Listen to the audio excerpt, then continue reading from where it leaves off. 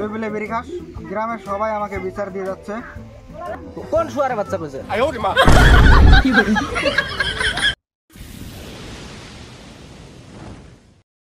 ওরই ছিল মনে হয়।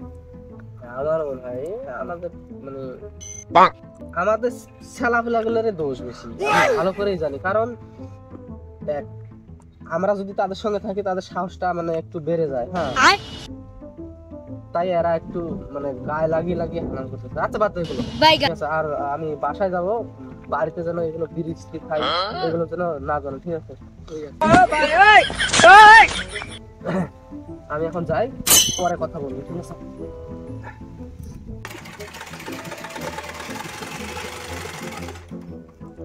ছোট ভাইটা যে কোথায় গেছে না, স্কুল থেকে স্কুলেও যায় নাই। সুতো মেশিনের সুতোগুলো ফুরিয়ে গেল, বাজারে দিয়ে ফেরাবো একটু। সুতো সুতো নাই, কাম করা লাগবে এখন। ও ভাই, ভাই ভালো আছো? হ্যাঁ ভালো আছি।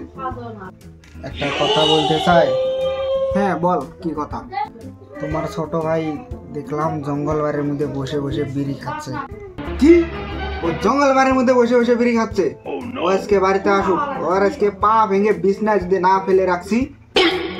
তোটাই বললাম আর কি। থাকো যাই ভাই। খবর থা তুই, ওকে আজকে আমি দেখবো, তুই যা। ও আজকে আসুক, আজকে এত টাকা দিয়ে পড়াশোনা করাচ্ছি বিড়ি খাওয়ার জন্য।